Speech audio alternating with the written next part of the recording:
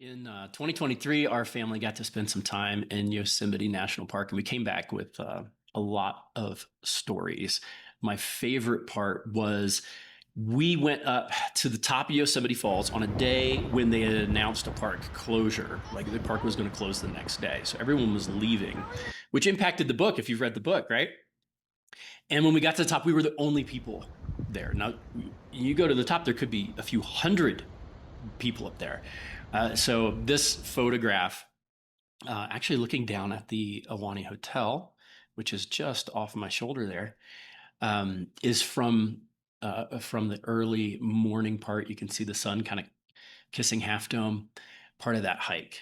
It was a wonderful memory. But in this video, we're going to take a tour of the Awani, and I'm going to talk with you a bit about how I got the ideas for really what becomes one of the climax. The book has a couple climaxes, which I love. It's my favorite of the books. But one of the climaxes of the book that happens in the Awani. Now, if you've not read the book, you might want to skip this because it's gonna have a few spoilers in it. But I hope you enjoy. People ask me, where do you get your ideas?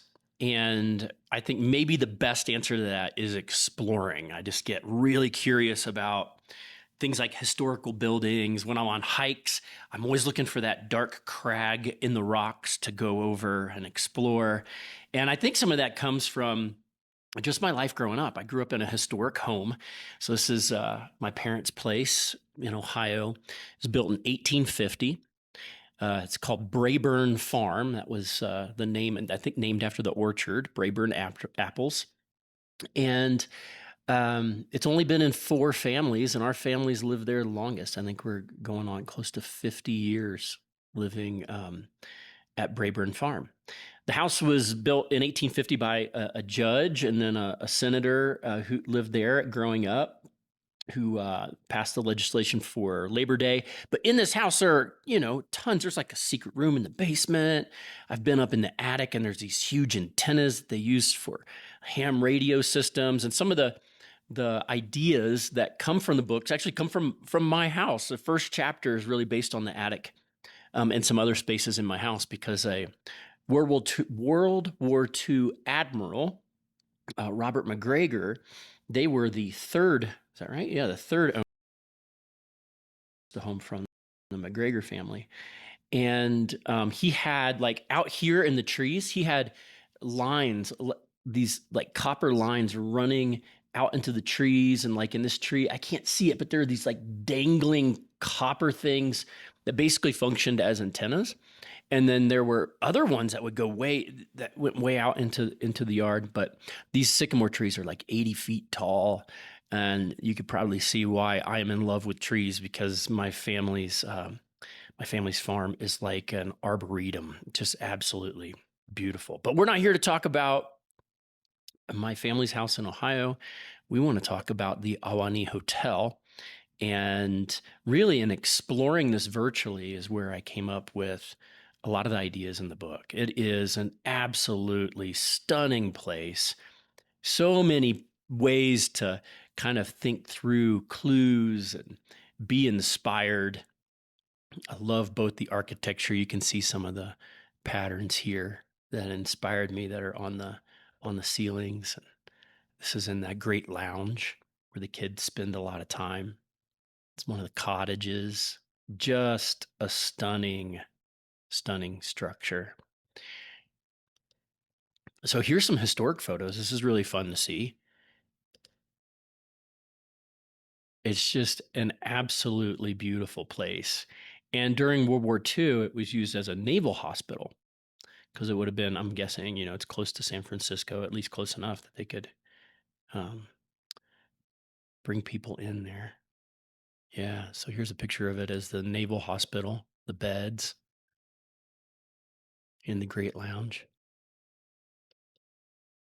And this is where I do a lot of my research. There's one of the wonderful things about our national parks, everything associated to them belongs to you, including all of the blueprints and restoration documents and proposals. All those are housed in Library of Congress and on the National Park Service site. So it's really fun to be able to go in and explore some of these documents. At least it is for me. But the thing that's the coolest is they did a 3D tour, and I used this all the time. And so I'm going to take you on a 3D tour and then show you some blueprints and then show you where, like, what I think is sitting on the kind of hidden seventh floor room in the Awani. My best guess. All right. So this is when you walk in. This is the lobby, and we're going to travel this way down the hall. And one of the cool things about some of these old national park lodges is there are paintings that have been preserved that are on the walls and photographs. And you'll notice up here that let's see if we can look at the ceiling. This is where I got the idea of, oh, you know what? We could have like arrows on this. This could be part like a clue. So that's where I discovered that clue. Now, if we come in here, a funny thing that you'll notice from the book is this sign. Let's see if we can, if I sit, I think if I stand here, we can get a good view of this sign. And it says, so all our guests may enjoy the fireplace. Please no drying of shoes, socks, or clothing. Now, this fireplace, I'm just going to spin around to get you oriented because we're going to spend some time over here in a bit. But this is where the stairs are that go upstairs. Also, the elevator is going to be in this area right here. Okay, so let's go into the I think it's the Great Lounge. Beautiful space. Yep, and you can see the patterns again on the ceiling. There's a lot of not just historical architecture, but also original furniture and desks. The places you can go and just sit down and be like, wow, this is here like in the beginning.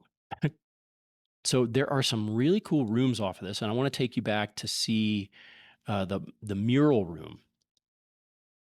There's so many things we could explore here, but we're going to go all the way back. Hopefully, I remember exactly where this is. So in the books, in the book, the kids are exploring these rooms. So we're going to go all the way back here, and this is a really cool kind of round sitting room. But the mural room, if I remember correctly, yep, is right here. It says mural room. I wanted to work a clue into this space because it is absolutely beautiful and fascinating. When we were there as a family, I went in and took some pictures, but this mural of the different creatures kind of coming out of the woods, let's see if we can just kind of explore it a little more, is a real, I mean, of course, work of art, but really beautiful. And what's fun is you go into some of these rooms, no one's in there. Like if it's hard to get a room to stay here, it's both, you know, pretty pricey and gets booked out. But when you are there, I've been surprised, you know, especially in the like shoulder seasons, it's like you can have a lot of these spaces to yourself. Okay. So I was exploring all this. Oh, we should go to the dining room real quick. So that's back here in this corner.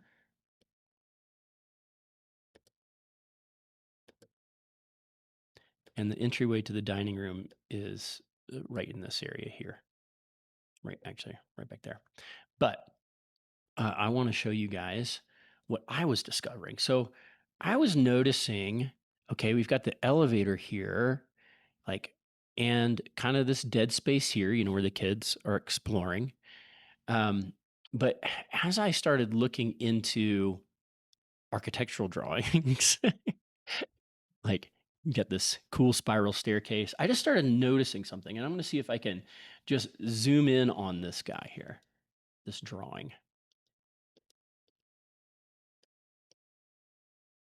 Here we go.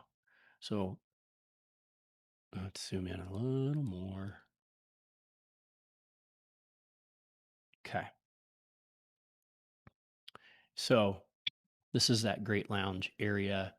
And then this is the fireplace. These are the stairs that we were looking at. And then elevator is right in here. I kept noticing this octagonal shape. And that as I looked at different floors, I noticed that it went through every floor of the building. Now, as I say in the back of the book, it's most likely some type of vent or fireplace. Utilities probably run through that, but I thought it's still pretty cool. If we go over here, you can see just a few other kind of cool drawings. There's a dumbwaiter. And what's funny is this is the first time I've seen this dumbwaiter, even though I kind of put the idea in the book. But here's a historic dumbwaiter that was in the Awani. I should probably figure out how to exactly pronounce it. Is it Awani? That's how I actually have said it, but I wonder if it's Awani. Okay, so if we move on, as I studied architectural drawings, as I looked at Google Maps, as I looked at photos and historical hotel websites and stuff like that, I started noticing that there was a plan for this 6th-floor penthouse up here. You can see I'm kind of tracing it. But there was nothing about this room right here, which would effectively, I think, be the 7th floor. And even on architectural drawings that I was looking at, and I still can't find the copy that I had been using. There was no name for it. It was just a drawing, and I thought, man, that would be fun. What if the kids discover it in a similar way that I do, but while they're there, of course. Excuse me. And that's what got me looking at the maps even more, exploring the Awani. I mean, I started going up the steps. Just like my process is pretty much the same as the kids. I would go to the next floor and try to figure out, like, okay, what is going on here? And I did notice this kind of right in here, this dead space. Now, this is from me growing up. I was always, my poor parents, I was always looking for like dead space. So I remember tearing some fixtures off the wall. Kids, don't do this. Don't do this at home.